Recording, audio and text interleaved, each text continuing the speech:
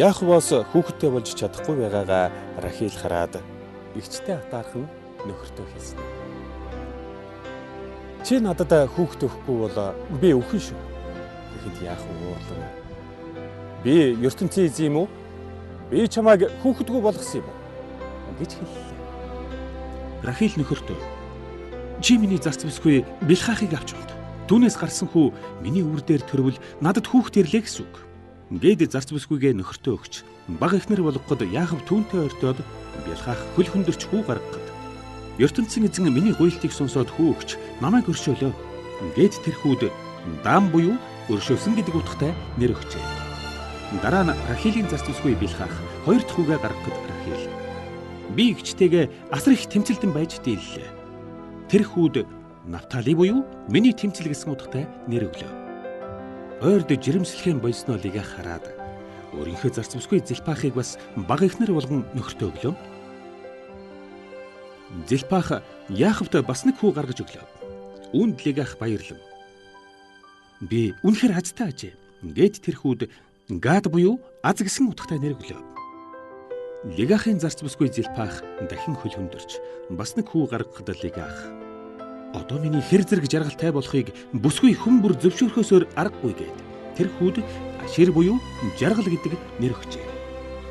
Улаан буудаан ургац хурааж байх нэгэн өдөр Лигахын өвгөн хүү Рүүбэн тариан талбай дээрээс дудаа буюу хүн орхоотой гэдэг ургамлыг олоод ихтэй аваачж өглөө. Рахил үүнийг хараад Лигахад үгийнхээ олсон тэр ургамлыг надад өгөөч гэж гуйхад миний нөхрийг булааж авсан чинь чамд хангалттай биш үү? Одоо хүүгийн минь олсон өвсөөр яах нь гэж бүсгүй хариулжээ. Тэгтэн Рахил тэгвэл хоёулаа тохиролцъё. Хэрв чи надад хүүгийнхээ олсон өвсийг өгвөл өнөөш нь би чамд Яаковыг өгнө гэлээ. Тэр үдшин Яаков тариан талбайгаас буцаж ирэхэд Лигах өгтөн тосоод өнөөдөр миний хүү хүн орхиодоо олсон. Рахил үүнийг надаас аваад оронд нь чамайг өгсөн учраас өнөөш нь чи манайд орж хоноорой. Гэхдээ Яаков зөвшөөрчээ. Урд нь Лигах ертөнцийн эзнээс бас нэг хүүхэд гуйсан учраас түүний гуйлт ясаар болж бүсгүй 5 дахь хүүгээ гаргалаа. Лигах хүүдээ нэр өгтөө зарц бүсгүйгээ нөхөртөө өгсний минь шанд ертөнцийн эзэн надад энэ хүүг өглөө. Гээд түүндээ Ясихар буюу шагнал гэдэг нэр өгчээ. Дараа нь Лигах жирэмсэлж Яаковт 6 дахь хүүгээ гаргаж өгтөө. ертөнцийн эзэн үнэхээр надад туслалаа. 6 хүү гаргаж өгсөн намайг нөхөр минь хүндлэхээсөөр аргагүй. Гээд хүүдээ Зибулун буюу хүндэтгэл гэсэн утгатай нэр өгчээ.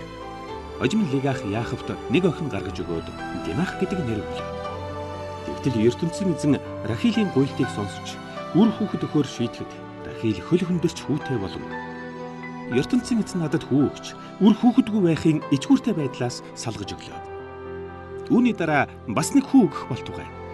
Гээд хүүдээ Юсеф буюу Нэмсүгэ гэдэг нэр өгчээ. Эхнэр Рахилээс хүү Юсефийн төрсний дараа Яаков хадам эцэгтэй хандан одоо би төрлөх гэр төрсөн утгатай харьмаар байна. Би эхнэр хүүхдтэй болохын тулд энд удаан зүтгэлээ. Хэр зэрэг их хүчин зүтгэснийг минь та өөрөө мэднэ. Одоо би бүх хүүхдээ эхнэрүүдийн хамт аваад явна. Урдаар би хэдэн үг хэлээд гин. Би саяхан нэг мэрглээд чамайг байгаа болохоор мөнхийн эзэн манайхыг ивент итгэж чинээлэг баян болгосон гэдгийг мэдлээ. Би чамайг явуулмааргүй. Надаас хөлсөн аваад энд үлд. Дуртай юм аа гэж Лаван хэллээ. Намайг энэ дэрж зүтгэснээс хойш мал сүрэгч нь өсөн үржилсэнийг та мэднэ. Намайг анх ирэхэд танах хичнээн малтай байлаа. Одоо хичнээн бол. Намайг хаач очсон, юу ч хийсэн мөнхийн эзэн танд туслаж байсан. Харин хизээ би өөрийн гэсэн өмч хөрөнгөтэй болохын тулд зүтгэх болж байна гэж Яаков хэллээ. Лаван түүнээс ингэж зүтгэснийхээ хүсэнд чи надаас юу авах вэ гэж асуухад надад та юм өгөх хэрэггүй. Харин нэг санал байна. Хэрв та миний энэ саналыг зөвшөөрвөл би малыг чинь дахин хариулна. За би өнөөдөр бүх хоттой малын дундуур явж үзээд хар алаг юм уу, хар толботой бүх хонь, бүх хар урга, цагаан алаг юм уу, цагаан толботой бүх ямааг ялгаад хөлсөнд авъя. Дараа нь та авсан малыг маань шалгаж үзээд хэр зэрэг шудраг болохыг минь үзсвэ. Хэрв миний малын дунд энгийн хон ямаа болбол та намайг хулгайлсанд тооцож болно гэж Яахав хэллээ. Сайн байна. Чиний хэлснээр болъё гэж Лаван хариуллаа. Ингээд тэр өдөртөө Лаван сүргээсээ бүх хараалаг, хар толбот, хар зүстэй хонь, цагаан алаг, цагаан толбот ямааг ялган аваад өөрийн хөвгүүдэд өгч хариулуулан бусад малыг Яахавт орхиж хөвгүүдээ аваад 3 хоног явж хүрэх зайд одлоо. Мөнхийн эзэн өөрт нь туслаж тийм зүстэй хонь ямаа өгнө гэдгийг Яахав мэдээд Улиас, Буйс мод, Армор модны мөчөр аваад холцыг нэрэлүүлэн огтолж мал усалдаг твшний дэргэд бэлэг тэмдэг болгон зоолгов. Ер нь мал ус уух үедээ хээлтүүлэгт ордог байсан учраас модны мөчрийг тэнд зоохоор Яахав шийджээ. Дараа нь мал хээлтэж эхлэхэд алаг зүстэй хург ишиг гарлаа.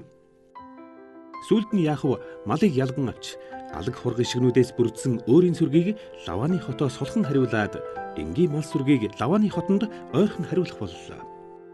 Тэгээд хүч тэнхээтэй малыг хээлтүүлэгт оруулахдаа Яахав өнөөх модны мөчрүүдийг мал усалдаг твшний дэргэд зоодог боллоо. Тэнхээ муутай мал хээлтүүлэхэд өнөөх мөчрүүдийг сугалж авдаг байлаа. Үүнээс болж Яахвын авах гэсэн алаг зүсний хург ишиг тэнхээ сайтай мал болж Лаваных болох ёстой энгийн зүсний хург ишиг дорой гарах болжээ. Ийхүү эцэст нь Яахав маш их баяжж асар олон хонь ямаа, тэмээ сүрэг, бэлжигтэй болов. Бас хүү олон тооны эрэм зарцтай болжээ.